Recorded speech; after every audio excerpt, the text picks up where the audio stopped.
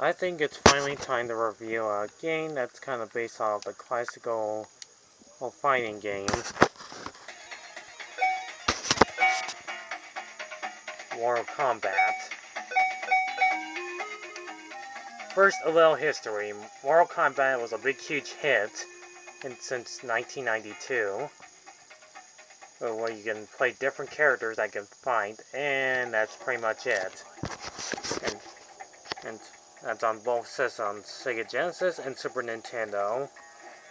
No, playing games like these were pretty awesome back then. You had gory blood and awesome soundtrack music, and hear great voice acting. I think this is pretty much where games like these had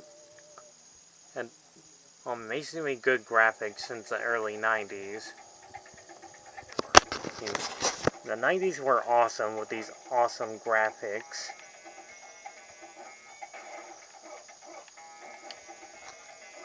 But unfortunately, we're not gonna do that. What we're gonna review instead, that's based off a fighting game by the company and Entertainment. That's also the same company that did Mortal Kombat games and other things, and Warner Brothers and Entertainment. Instead, we're gonna review a not so good game based off a movie. And yep, that's Jim Carrey's voice. Batman Forever for the Sega Genesis. There'll probably be two parts of this video. Because I'm already downloading a game that's gonna take a long time to do. So unfortunately, I won't probably play that until tomorrow. So you can choose like different gadgets and weapons. Once you choose those, that'll be it.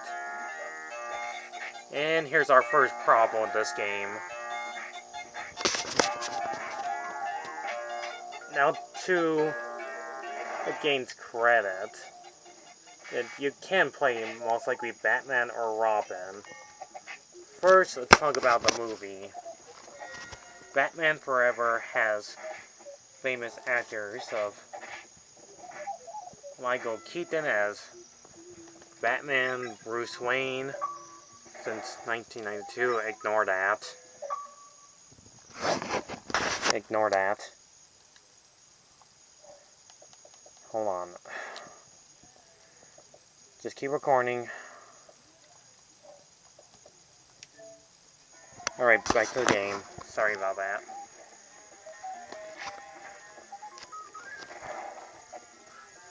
Anyways, the game based on the movie is about famous actors like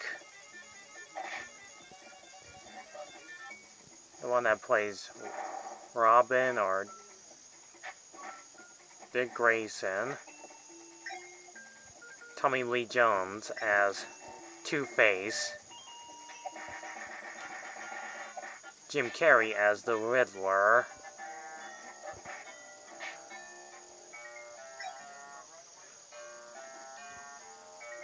Nicole Kidman as Barbara Gordon, which I'll call her that, even though I don't remember her character's name that much, so I'm still gonna call her that. There are other famous celebrities in the movies too, but I don't want to name all of them, so let's get straight to the point of the plot of the film. The film is just as Batman taking out two interesting villains, the Riddler and Two-Face. It's up to him and have a teammate Robin join his side. They can fight a few villains here and there, thugs and other fiends from taking over Gotham City. If you watch the entirety of the movie, you might know what I mean about the entirety of the film. Also, I might actually react to Nostalgia Critic's Batman and Forever movie once I'm done reviewing this game. Anyways, at least this game, you see here, you play Batman or Robin, and there's many villains weird names. There's Antifreeze, Red Jake, Logwart, Lunatic, and they do basically the same thing. Fight, eat every time, and you have to use your batarangs, and to keep picking up the letters question mark, find hidden secrets, use all different type of weapons, rinse and repeat. This game is really, really long. I could not beat this as a kid. My younger self was dumb enough to play this game, and since it's a Batman game and it's based off the movie, and the front cover looks exactly the same as the cover of the film.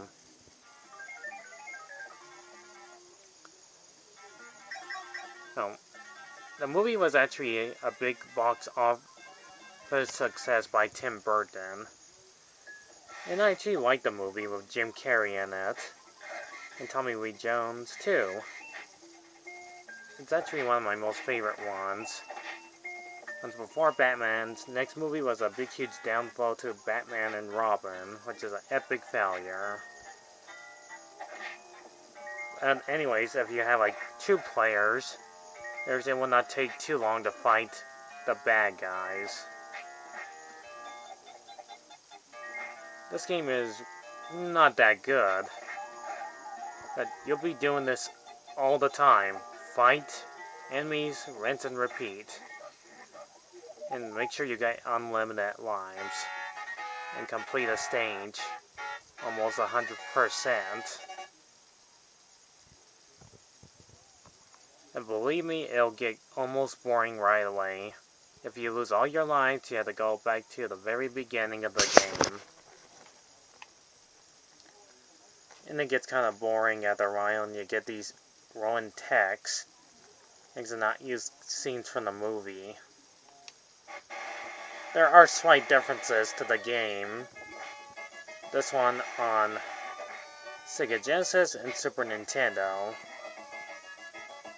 which I will not show the differences. If you want to look it up, see it on a different channel video, how they seem to be. There's other problems with this game, which I did not even talk about yet. You have to press the A B to press up, or select button to select your grappling hook to the very top. It's like entering a code, and that's not a good thing.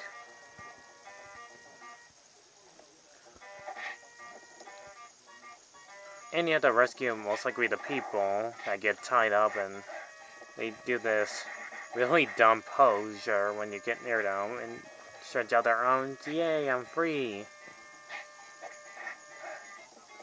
It's kind of disappointing that this game, based off the film, would be good as a beat-em-up game. But trust me, you'll get bored out of it pretty soon. This game's already 24 years old. Well, that came out exactly the same time as the movie did, since 1995. I just cannot believe they would ruin a pretty good Batman and game based off movie. And you can easily tell this is already a reference to Mortal Kombat. You'll fight most likely almost the same enemies over and over again. Several different levels, and you have to beat the time limit before the bomb goes off. And you do this for a very long time. Music doesn't help much. Music is okay, in the most part. But most of it doesn't sound all that interesting. These levels go on for way too long. It would take you like 20 minutes to get to the very end of the stage.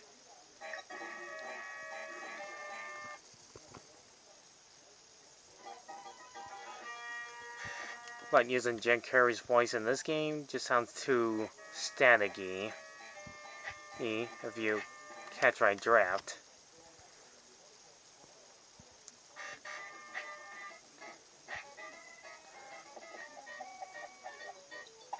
But seriously, what is up with the designs of these enemies? Why do they look like they have so much question marks on them and have a question mark on their t-shirt too? It just makes no sense. And collecting items, I don't think they serve no point, or get extra health, but make you continue playing the game some more.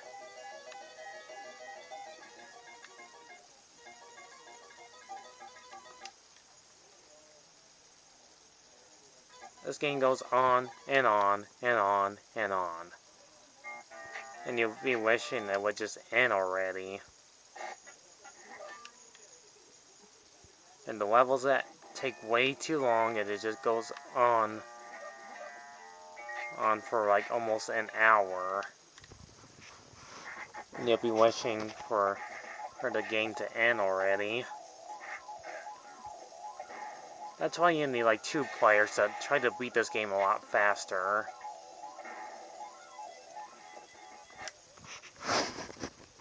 I could end this here right now, but I'll just show you most likely the ending right away.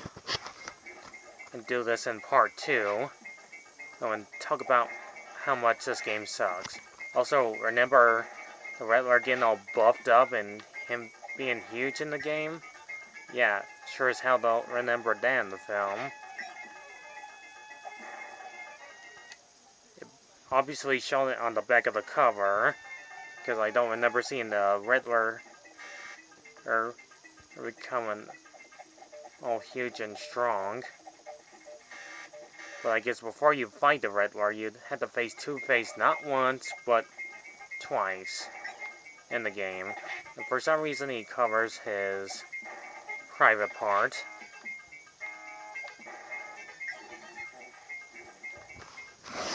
Anyway, so continue the rest of this in part 2 of Batman Forever on the Sega Genesis. And I'll probably show you more and more of how much this game really blows. Those chunks. And I'll show you something that's very interesting about this game. A commercial of it is actually the best part. See you in the next video.